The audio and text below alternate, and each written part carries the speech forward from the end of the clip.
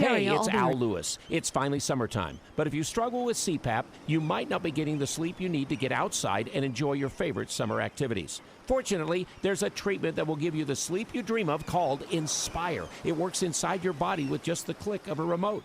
Learn more at InspireSleep.com. Inspire Sleep Apnea Innovation. No mask, no hose, just sleep. Inspire is not for everyone. Talk to your doctor to see if it's right for you. And review important safety information at InspireSleep.com. Hey guys, it's me, Isabella Gomez, filling in for Smokey Bear because he's got more to say than just... Only you can prevent wildfires. Like, if you're outside enjoying a barbecue, don't let a hamburger distract you from fire safety. Make sure you aren't dumping your hot coals or ashes onto the ground because that could start a wildfire. So take wildfire prevention seriously and let's save the world one day at a time. Juntos con Smokey Bear, podemos hacerlo. Go to smokeybear.com to learn more about wildfire prevention. Brought to you by the U.S. Forest Service, your state forester, and the Ad Council. Bringing the governor inside your homes, hitting the issues that matter most to you. This is Direct Link with Utah Governor Spencer Cox on stations throughout the state in partnership with the Utah Broadcasters Association. All right, welcome to Direct Link with Utah Governor Spencer Cox from KVEL in the Uinta Basin, Vernal, Roosevelt, and Duchesne. I'm Steve Evans, and I will be hosting this evening's program. Now, Direct Link is a statewide broadcast with a focus on rural issues. We are broadcasting this evening from KVNU studios in Logan. Special thanks to the KVNU staff, Jason and Will. We appreciate you for producing this program. Direct Link with Governor Spencer Cox is a listener interactive live caller-driven event. If you have a question that you'd like to ask Governor Cox, this is your opportunity. The toll-free number is 855-399-6800. Again, that's 855-399-6800. Now, Direct Link with Governor Spencer Cox is organized in partnership with Governor Cox and his staff, the Utah Broadcasters Association, and UBA stations throughout the state. Again, that phone number for you to participate is 855-339-6800. Welcome to Direct Link with Governor Cox. Governor Cox, how are you? I'm great, Steve. It's so good to be with you again. I'm really happy that we've been able to do these. I think this is our, I want to say this is our third one now, and it's just been remarkable. Lots of governors don't do this type of thing. Some of them think I'm crazy, but I really enjoy being able to connect, especially with our friends in rural Utah. As a rural kid myself, I feel like sometimes we get forgotten and left behind, and we want to make sure that doesn't happen. So I'm so grateful to you, Steve, and the team for putting this together and allowing me to do it one more time. I wanted to mention to you, I have a message from the Uinta Duchesne County Commissioners, Vernal City Council, and also the 7-County Infrastructure Coalition. A big thank you to you, Governor Cox, for your support of the Uinta Rail Project. And that infrastructure will mean an awful lot to families to help stabilize the economic base in the Uinta Basin. And it will mean a lot to families and in the Uinta Basin. Thank you. Well, you're very welcome, and I want to say thanks back to those same people, the county commissioners, the city, the people who have worked so hard to move this along. We're not to the finish line yet, but I don't think people understand how important that infrastructure is and getting that rail line built. By the way, not just to people in the Uinta Basin, but to everyone in the state. So much of the money that we have for our schools comes from the royalties that are paid on those oil and gas deposits. And not only that, but the price of gasoline, which is far too high in Utah, will come down as we are able to transport the oil and gas from the basin to the other parts of the state and to the rest of the country. So it's a big deal for everyone, and we're excited to see it moving forward.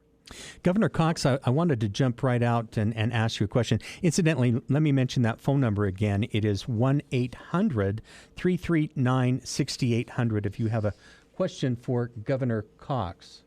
855-399-6800. I was just given a correction. It's 399, right? 399. Okay, thank you. Governor Cox, July has been a month for residents of the state with historic drought conditions and recent flooding in many areas of the state. Couple of questions. One is, I understand that you were in Enoch yesterday. Can you tell us about the reclamation efforts of the people in Enoch and how they're doing? Of course. Thanks, Steve. So just a devastating storm. It's crazy that we are in the worst drought in recorded history in the state of Utah, and yet we're talking about flooding in a couple areas, and that was certainly the case in Enoch. They started having these intense storms, and we talked about some of those with Cedar City getting flooded, and those got some attention. Those started around July 14th and July 15th, and every 2 or 3 days there was another very significant storm. And what that did was, of course, saturated the soils, which was good and something that we needed, but it led to literally the perfect storm that happened just over a week ago when this intense storm, and I saw some pictures of it, and the radar of that storm was just intense. There were a couple square kilometers that experts think they estimate received between 5 and 6 inches of water in 40 minutes. Now, to put that into perspective, that entire area averages 12 inches of water over the course of an entire year. So to get 6 inches of water in 40 minutes in a place that had already, again, had the soil saturated, there was just no place for this water to go. They also received about 3 inches of hail in some places. That's 3 inches of hail. We think about a snowstorm with 3 inches, and that hail clogged up some of the drains, and the floods just went crazy. It flooded about 300 homes, a little over 300 homes in the Enoch area. But here's the most impressive part. By the time the storm was over, an hour later, and that evening, there were hundreds of volunteers. Over the past week, more than 40,000 volunteer hours. 40,000 volunteer hours in a small town. One home we stopped at, whose basement had 6 feet of water in it, everything flooded out. They had 200 volunteers in their home over the course of 2 days, and cleaning that up, taking down the drywall, removing the carpet, getting the water out, getting everything cleared out. It was just impressive, and that's what we do in rural Utah. We understand that, but it's still impressive every time we see it. Are there federal funds, FEMA funds, disaster funds that would be available to those residents down there that have been devastated by this? Unfortunately, there are not FEMA funds available for homeowners. There are FEMA funds that we're working on available for infrastructure, to fix the roads and the water lines and the sewer lines and all of those public works that were impacted. But there are not FEMA funds available for a flood that size for those flood victims, which is very difficult. We don't have regular sources of funding available for that. Now, some people had flood insurance. They had taken that extra step. Most people don't realize that that's not part of your homeowner's insurance. It's an add-on. And because they had some flooding in 2012, some people did get flood insurance, and that will help them. But for others, they do not. And so it's local donations and businesses and others that are pitching in to help people out in Enoch and really making a difference. Coming from the Uinta Basin, my eyes are on our little reservoirs out there. We have Red Fleet, beautiful reservoir, and Steinecker Reservoir. They are at historic lows right now. I think that it's just a matter of days before the boat ramp will be closed because we're just running out of ramp. What is the drought condition? Are there resources, natural resources, to see us through the end of the year? And what do your people say?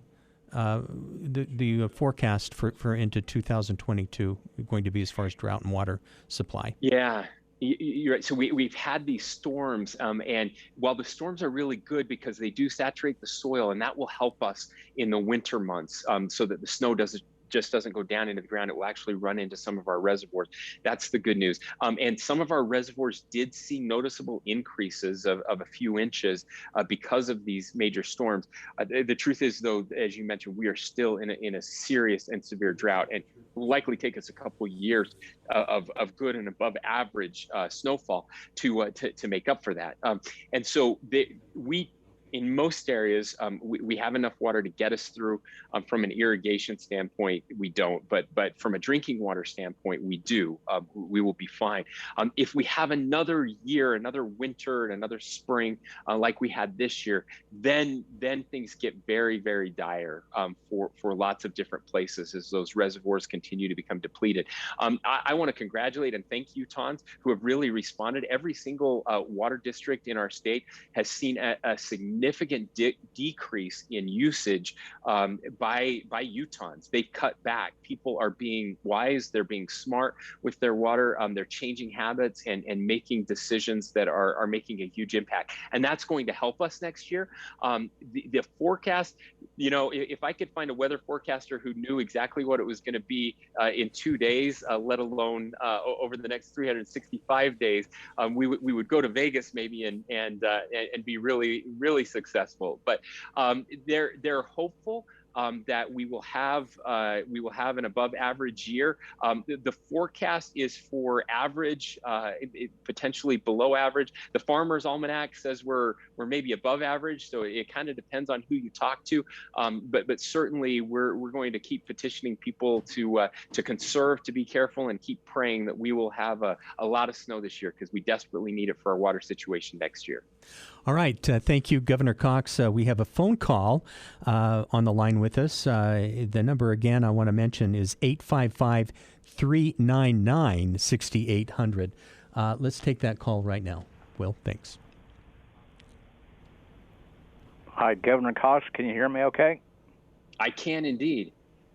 Okay. It's James in Provo. Anyhow, I just had a question in general. I don't want to get into specifics regarding the situation with the governor of New York. My question is more about transitions between one governor and another, no matter what state it might be. I know the governor of New York's his transition will take effect in 2 weeks' time when a new governor will assume the post. I mean, I've seen cases before where a governor or a president have, heaven forbid, died in office or become incapacitated, and it would be a matter of maybe a day or two.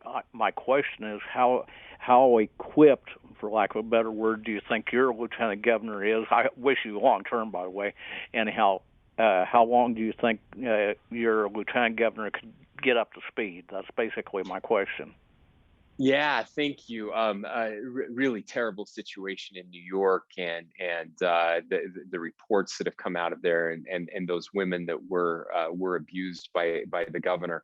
I'm disgusted by those types of things. But it's a very good question, and one we take seriously. Having served as a lieutenant governor myself, Governor Herbert told me that my job was to be ready because you do never know.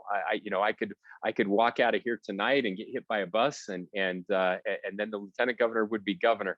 And so we work very closely together. It's one of the things I'm grateful for in Utah, that the people before us, I think, saw and understood how to do this the right way. And the right way to do it is that the governor and lieutenant governor should be a team. And so we follow the model of the president and vice president. And by allowing our candidates for governor to choose their lieutenant governors, we make sure that there is a real team mentality. And Lieutenant Governor Henderson is incredibly bright. She spent 8 years in the Senate. Before that, she worked for Congressman Chaffetz. She is involved with me in every big decision. She meets with our cabinet regularly. I feel confident that even though we've only been in office for now just over 7 months, that if something happened to me tomorrow, she absolutely could step in without missing a beat and do incredibly well as governor. Now, it's not like that in every state, and a good example of that is what's happening in Idaho. If you followed that at all, their governor and lieutenant governor are elected separately, and they are not a team. They have had some very contentious issues there. It's different too in Idaho. If the governor ever leaves the state to go to meetings, then the lieutenant governor is the governor and gets to act as governor. And when their governor went to some meetings, some National Governors Association meetings, the lieutenant governor stepped in and tried to issue some of her own executive orders and mandates, and that's not how the system is supposed to work at all. And I'm grateful that we don't have to worry about that here in Utah. By the way, in Utah, when I leave the state, I'm still the governor unless I become incapacitated. So you may remember a few years ago, Governor Herbert had surgery, in which case he was put under an anesthetic and was not able to act as governor. And so for about, well, it was supposed to be 1 hour. It lasted a little longer. For about 2 hours, I was governor, and we had a little fun with it. Governor Herbert told me I could have a little fun with it, that I could try to take back the missing corner of our state from Wyoming and move the capital from Salt Lake City to Fairview. So I made Joe Ingles, the Utah Jazz forward, my lieutenant governor for an hour. So we had a little fun with it, knowing it was just going to be a short amount of time and it was a low risk surgery. But we do take these things very seriously, and I can assure you, our lieutenant governor is prepared if anything happens to me. James in Provo. James, we thank you for your participation tonight. Another James from Clinton wants to know, Governor, your plan for growing water supplies. Yeah, thank you. Is James on with us? I believe so. Can you hear me? There we got you now. Go ahead, James. Okay. I appreciate your congratulations on the election. Whatnot, I voted for the other guy, but that's okay. I'm kind of curious. This year is a wake-up call when it comes to water. And I can harken back. I'm old enough to remember the CUP project. I think we married up Soldier Creek and Strawberry, built Jordanelle and stuff like that. But past that, I haven't seen any major dam construction. Okay, planning, forward planning and long-term planning, which is the toughest to do, to carry, through different elections and through different people and different players. But given our growth rate and everything else, is anybody going to jump up and make a nice commitment to forward long-term planning to get some more reservoirs put in place for us? Thank you, James. And it really is okay that you voted for the other guy. I'm okay with that too. Hey, your question is an appropriate one, an important one. You'll be happy to know that we are actually in the middle of doing that long-term planning right now.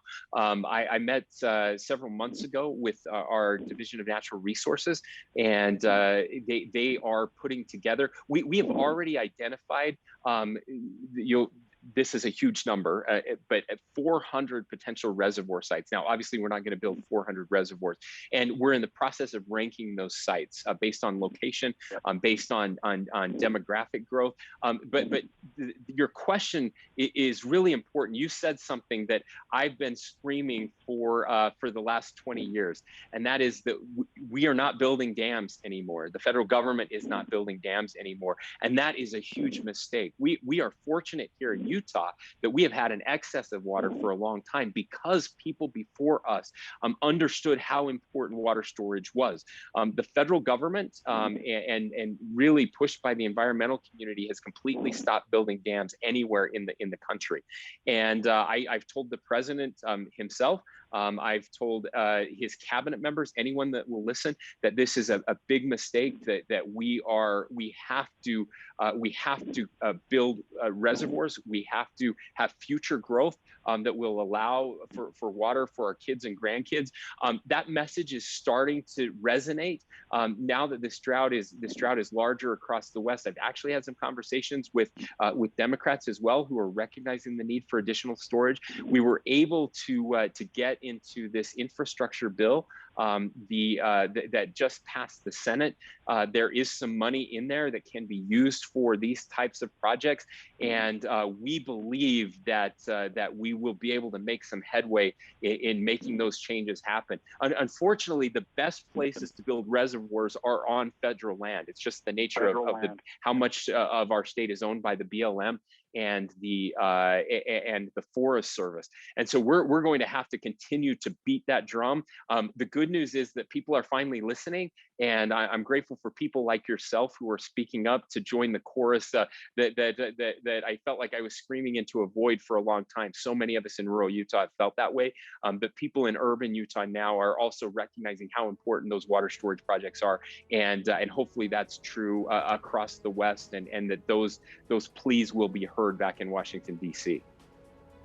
Okay, thank you, James from Clinton. This is Direct Link with Utah Governor Spencer Cox.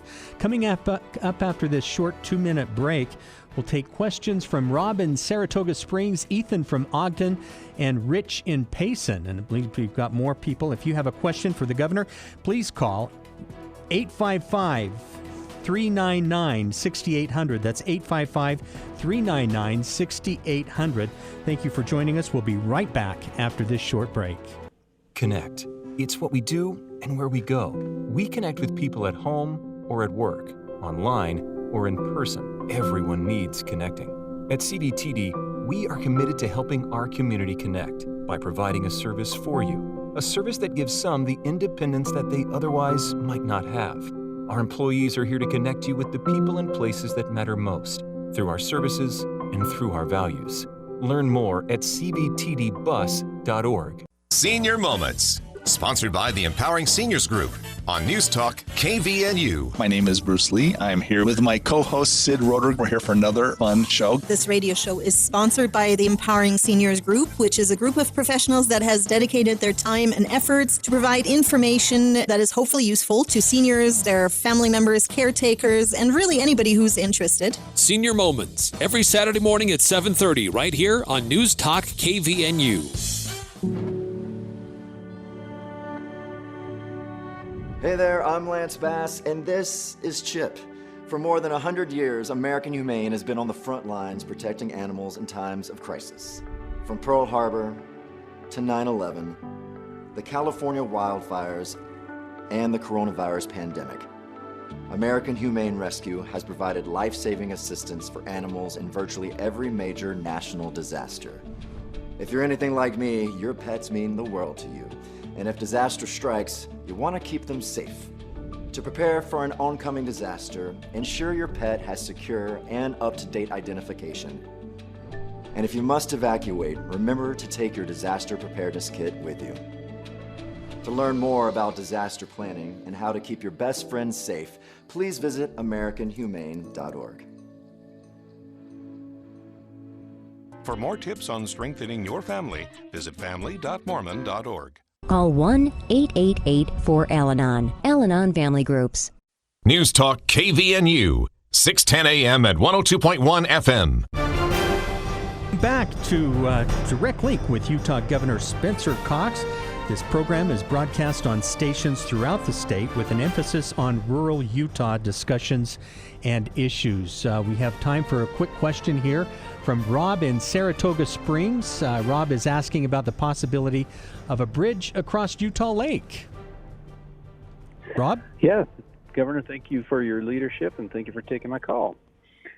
I'm a resident of Utah since 1998, and ever since I've lived here, seems like there's been rumors about a bridge going across Utah Lake, and living in Saratoga Springs, the traffic just keeps getting heavier and heavier with Eagle Mountain growth and Saratoga Springs growth, and so I was wondering if there's any serious discussion still going on about it, if that's a possibility at all, if to give us more transportation options to get out this direction.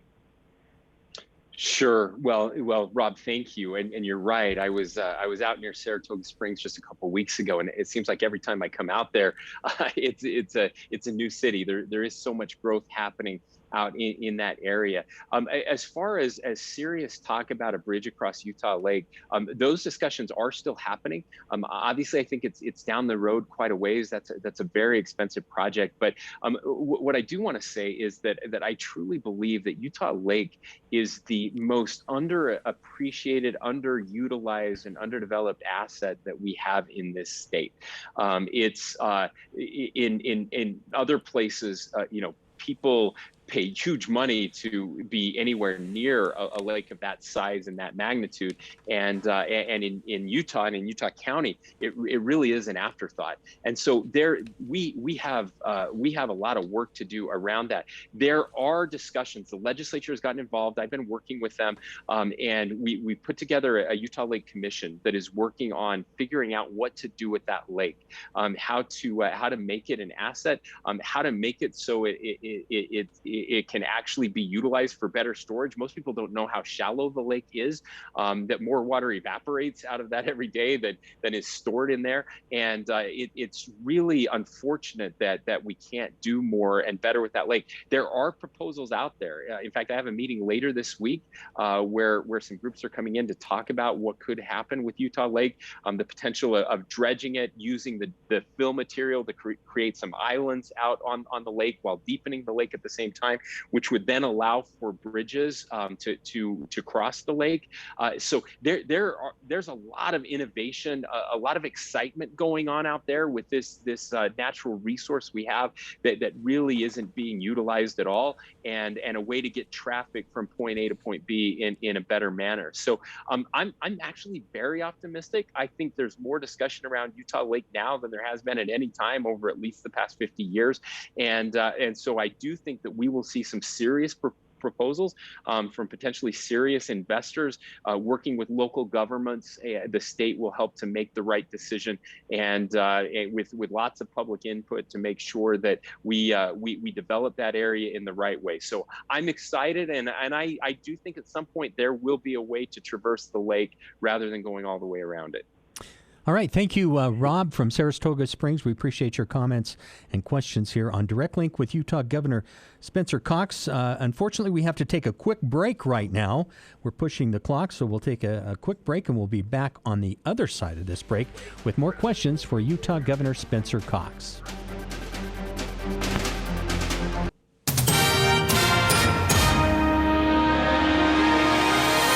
Good evening. I'm Bill Walter, KVNU News. A 23-year-old North Logan man has pleaded guilty to breaking into a home and stealing more than $5,000 in valuables. Zachariah J. Miller was one of two men charged in the burglary in May. Miller was in First District Court Monday afternoon, waiving his rights to a preliminary hearing and fair trial. He accepted a plea deal, pleading guilty to theft, a second-degree felony, and obstructing justice, a Class A misdemeanor.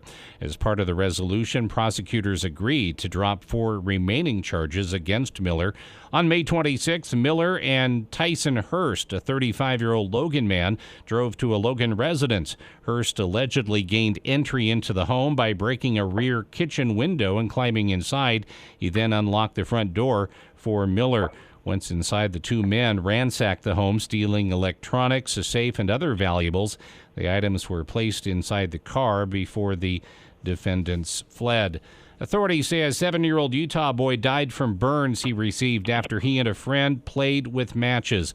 KSL-TV reports that Salt Lake City police officials say the two boys were melting a fence with matches and an accelerant on Saturday night. The 7-year-old boy's clothes caught fire, and a neighbor wrapped a blanket around him to extinguish the flames. Almost all of the boy's body was severely burned. He was taken to Primary Children's Hospital in critical condition and later died. The boy's friend, a 9-year-old boy, was not injured. Mostly clear with areas of smoke this evening. Patchy smoke after midnight, low around 50, and then patchy smoke in the morning on Wednesday, otherwise sunny and around 90 for the high. Heating up mid-90s on Thursday. For the latest news, visit CacheValleyDaily.com. Dr. Josh Red, chiropractic physician, explains how Red River Health and Wellness can help you. A lot of our patients end up having autoimmune conditions. This is where their immune system, rather than attacking bacteria, a virus, or other bad things, it starts to attack their own tissue. This can cause so many different issues and symptoms throughout the whole body. The biggest thing for us at Red River is to identify what's causing the autoimmune response to flare up. This could be intestinal problems, blood sugar imbalances, cortisol defects, hormonal imbalances, along with something as simple as dietary triggers and environmental triggers. One of the most common causes, too, when you have an autoimmune condition is you'll have inflammation throughout the whole body. Not every patient will have the same imbalances or the same triggers, and so we have to customize a very personalized treatment plan in order for these patients to feel better. Schedule your appointment today at 855-55-RIVER. Red River Health and Wellness with offices in Logan, South Jordan, Springville, and St. George. Call Red River today. Legacy House of Logan has been awarded silver in the Best of Northern Utah contest. We want to thank you for your support and allowing us to care for your loved ones. From our restaurant-style meals to regular wellness checks, Legacy House of Logan offers different levels of care so residents get the right amount of assistance they need. Come see how we can care for your loved one in our warm, caring, and vibrant community on 1400 North in Logan and online at legacylogan.com. Legacy House of Logan, your life just a little easier. You've been diagnosed with type 2 diabetes. You have to carefully monitor your health for the rest of your life. And you have an increased risk of developing cardiovascular disease. Cut. Take 2. Action. You've been diagnosed with a new purpose, to fight for the amazing life you made for yourself. To look that risk of heart disease square in the face and say, no, not me. You've been given a new opportunity to live. Get started at NoDiabetesByHeart.org. The newsmakers, the stories. Get it all here. News Talk KVNU 610 AM and 102.1 FM. All right, welcome back. Direct link with Utah Governor Spencer Cox, broadcast on stations throughout the state with an emphasis on discussion on rural issues. We're going to jump right back into the phone calls. Ethan has been waiting from Ogden. Ethan, you have a question for the governor? Hey, can you guys hear me? Yes, absolutely. Loud and clear. Okay, so I just wanted to ask the governor why he hasn't taken any action on perfectly healthy dogs and cats in Utah animal shelters being killed, some of which being put in gas chambers where they remain conscious for several minutes trying to escape, and why he supports committing unnecessary violence against animals in general for food, clothing, and animal testing, where they usually experience horrendous suffering until their lives are ultimately ended prematurely. And by the way, a vegan diet consumes significantly less water than a meat-eating diet, which would help us out tremendously during this drought. It takes approximately 1,847 gallons of water to produce 1 pound of beef, and it is generally accepted that a meat-eating diet consumes twice, or some estimates are even 4 times more water. All right, that sounds like he's lecturing.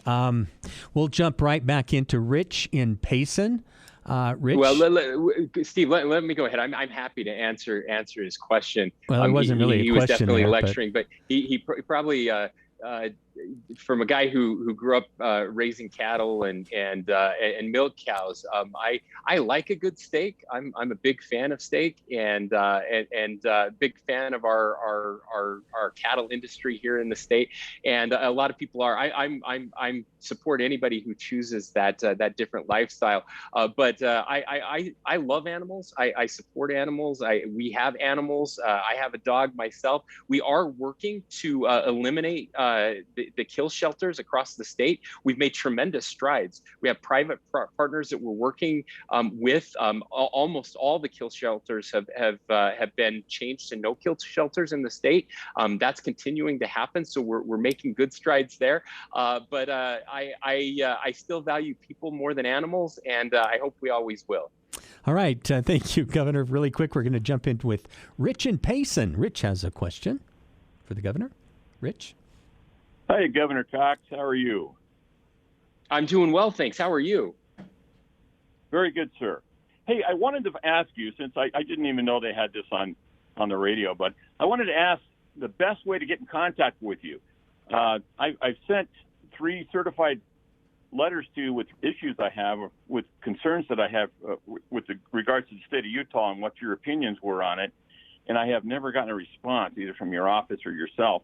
And so I was wondering, perhaps maybe I could get the best address or something different that I could contact you in order to get a response. Sure. Yeah. Thank you for the question. So there's a couple ways that you can contact me. One is the toll-free number to our office. It's 1-800-705-2464. That's 1-800-705-2464. There's also a couple email addresses that you can use. One of those is constituentservices@utah.gov. That's constituentservices@utah.gov, or you can email Spencer Cox @utah.gov. Those are the best ways to reach me. And we're always happy to hear. We hear from lots of people. I have a small team that help me try to respond. We get thousands of emails and calls every week. And so we do the very best we can to respond to everybody.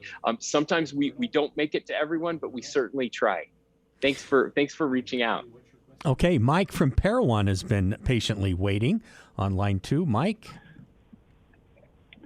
Hey, thank you. I just wanted to say first, I appreciate the governor doing this.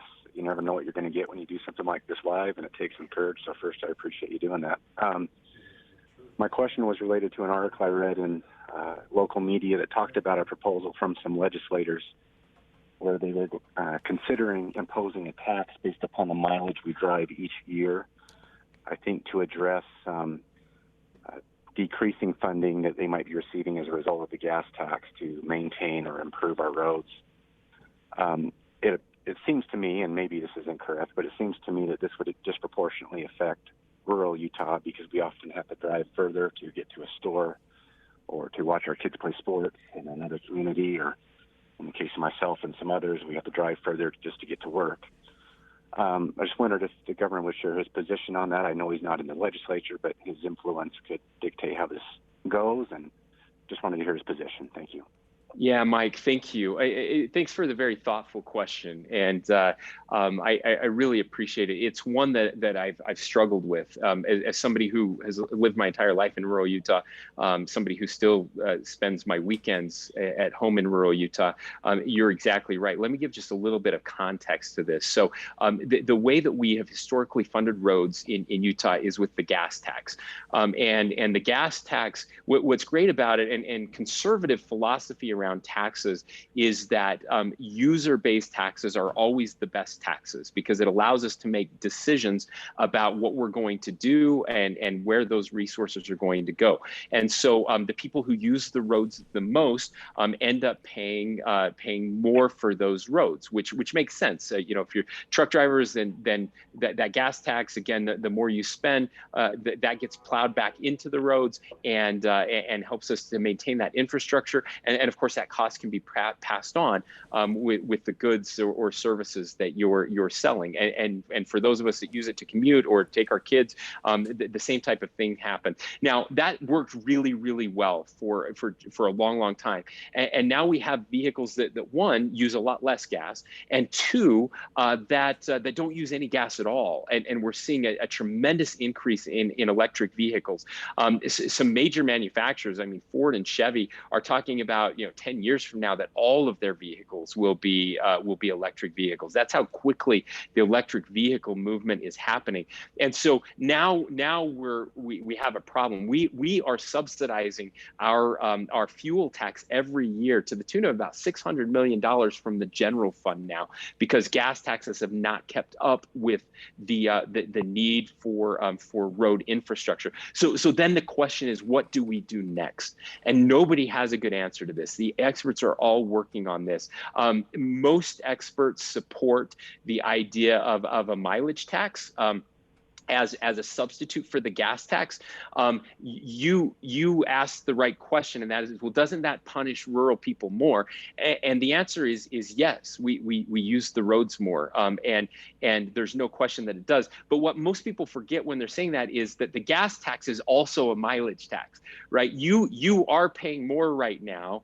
All of us in rural Utah are paying more right now in taxes for roads than everyone else because we use more gas, right? The further we drive, the more gas we use. It really is a mileage tax. We don't think of it that way because we pay it at the pump as we're putting it in, but it is nothing more than a mileage tax. Now that tax changes based on the type of mileage per gallon that your vehicle gets. But if we all drove the same vehicle, then rural Utahns would always be paying more. And so we're trying to figure out how to offset that a little bit, though, because if we just had rural people paying for the roads in rural Utah, we couldn't afford those roads. And people from the cities drive on rural roads too, right? They go to Lake Powell, they go up on the mountains, they go to vacation, they visit family, they use the roads too. So how do we make that fair? I'm being perfectly honest with you right now when I say I do not know exactly what the answer is. We have a study that's going on right now. We have a pilot project where people who have bought electric vehicles can opt into the mileage tax.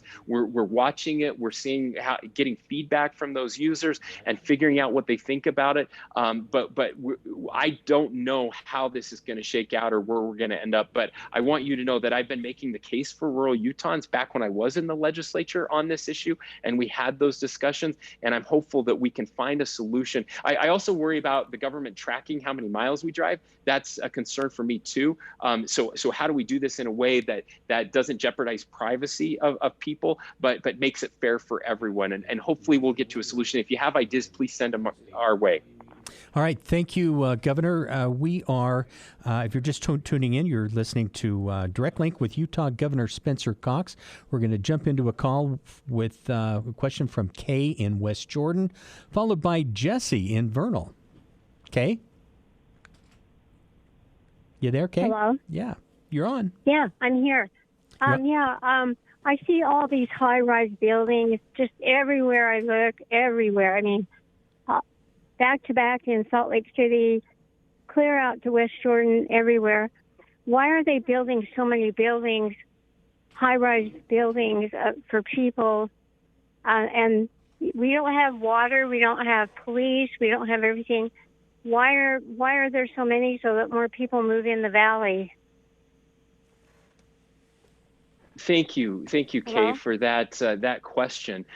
So this is kind of a chicken and an egg thing, right? They don't build the buildings to attract people here. They build the buildings because of the people that are here. So we have a housing shortage in our state. And we desperately need it. If you want your kids and grandkids to be able to live here, here's what happens. The minute we say we're not going to build anymore, guess who gets to live here? Only the extremely rich get to live here. We think we'll just keep people out, and that's not what happens. We make it so that our kids and grandkids aren't able to live here, and I don't think any of us want to do that. The good news is that housing that you're talking about and some of those high rises that you're seeing coming in, they actually use less water than you're using at your home per capita, and so it's a way to have people live here. These great jobs and these amazing resources that we have here that actually use less water than what we're used to using per capita. So there is a benefit there. Look, here's an interesting stat for you. We have seen some in-migration. There's no question that people want to live here. I was talking with a friend in Washington, D.C., who said everybody he knows who has Utah ties, they're all moving back to Utah. They love it here. They want to raise their kids here. And so that's definitely happening. But we're not even in top 10 for in-migration in the state or in the country. But we are number one in the country for people not leaving. That's where most of our growth is coming from, is still internally. It's our kids and grandkids and people not moving out. In most states, people move out and people move in. In Utah, some people move in and no one moves out. People want to stay here. And so it's certainly a challenge, and it's a challenge we have to meet.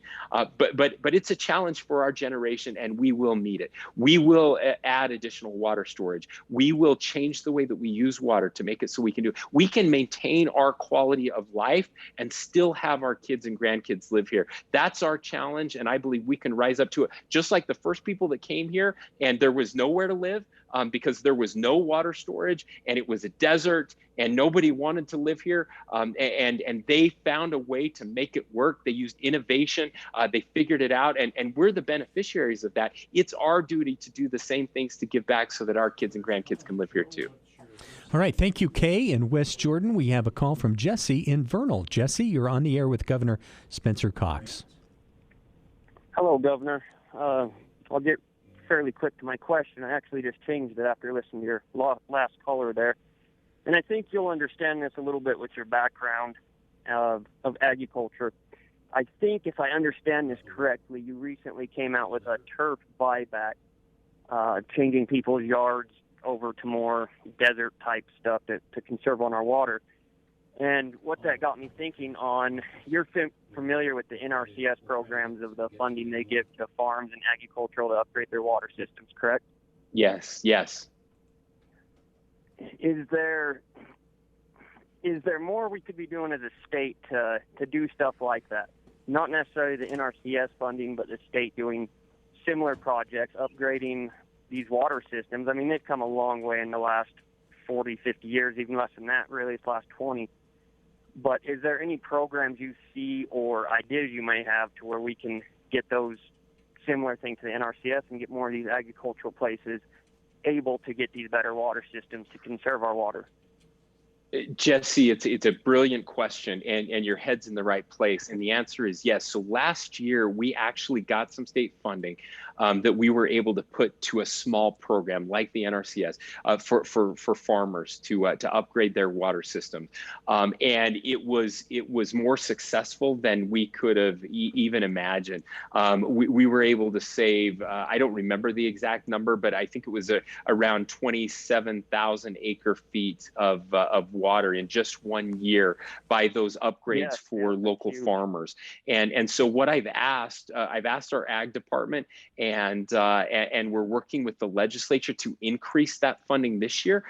We want every farmer, which again, agriculture is the largest water user in the state, as it should be. Food's really important, and we should be putting that. My lawn doesn't feed anybody. It looks nice, but it's not feeding anybody. But my farm does, and so I want to make sure that we are being much more efficient, and the newer water systems with the pivots and the technology that we have are so much more efficient than the old flood irrigation and even the hand lines that we still have on part of my farm. So I'm part of the problem.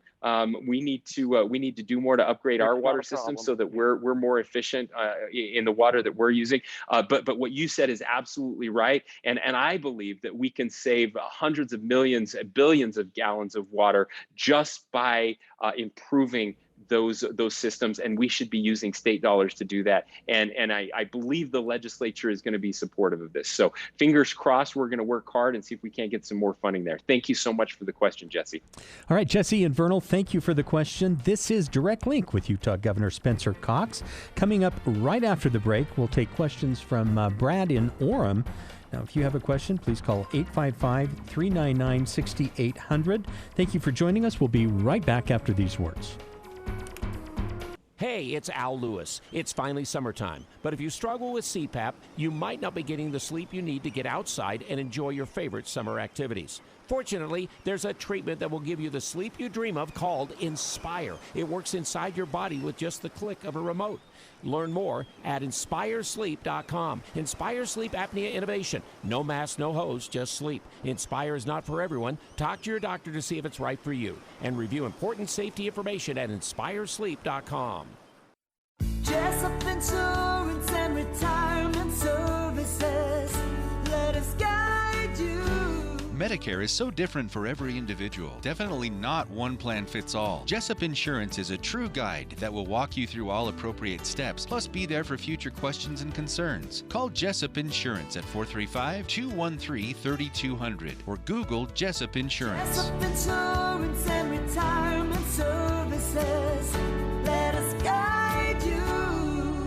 145 over 92. 180 over 111. 182 over 100.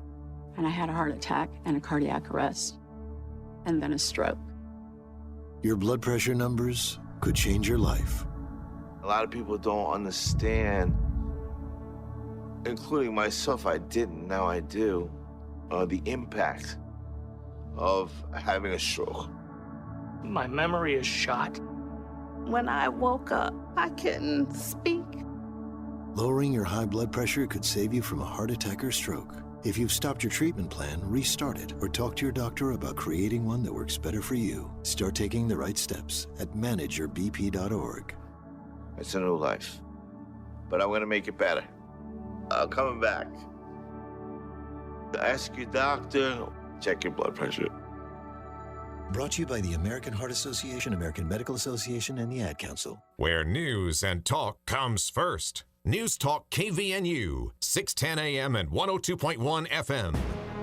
All right, welcome back to Direct Link with Utah Governor Spencer Cox. We're going to jump right into a question from Brad in Orem. Brad, you're on the air with Governor Cox. Thank you. Governor Cox, thank you for your service. The question I have tonight is very concerning to me. President Biden is dumping up to 1 million illegal immigrants all over the United States.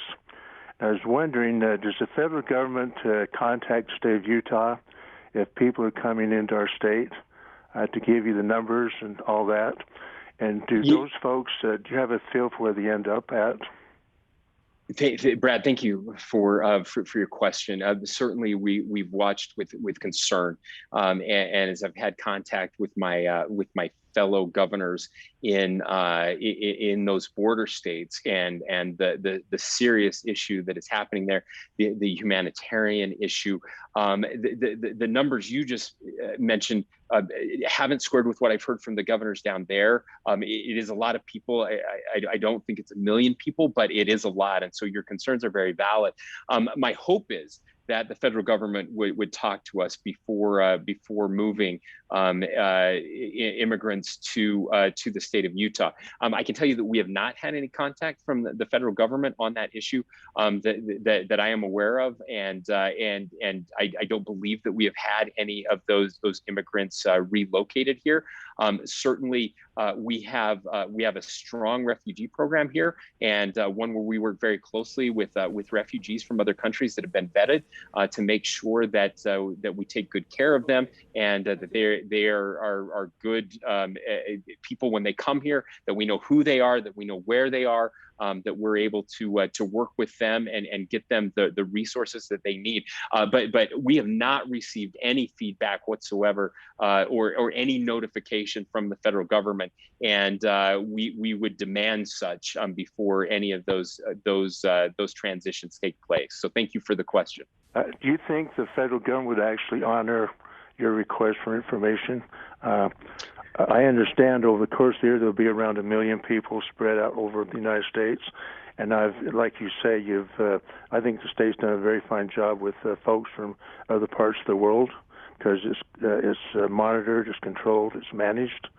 But I'm afraid that the federal government is continually dropping the ball, and I would hope that the state of Utah somehow can force the federal government to give them information on what's coming down the pipe. Sure, Brad. Yeah, it's a good question, and it wouldn't be the first time that the federal government has dropped the ball. You're right. We've certainly seen that. I can think of multiple times just over the last few weeks. But I will say this: we do have good communication with the federal government. I got a call just today from one of the secretaries of the administration, who called to let me know that they had made a decision. It was not one I was happy about, but I was grateful that they were willing to call and have those conversations. And so I believe whether it's a Republican or a Democrat in the White House, it's really important that we work hard to keep those channels of communication open, even if it's not something we want to hear, so that we can respond and make the right decision. So far, they've been good at reaching out to us and having conversations. But to your question, if they did it without telling us, I don't know how we would know, unless we were able to find that out, or the media was able to report it. So we have to trust them. We trust but verify, and we do everything we can to verify. And to my knowledge, we have not had that happen yet. All right. Unfortunately, thank you, Brad from Orem. Unfortunately, we're out of time. We have just 1 minute remaining. I wanted to thank the stations who are Utah broadcaster stations who are picking up this program. I'm Steve Evans, and it's been a pleasure hosting this program this evening. Direct link with Utah Governor Spencer Cox. We'd like to give a big thank you to Governor Cox and his staff for allowing this program. Us access to this program.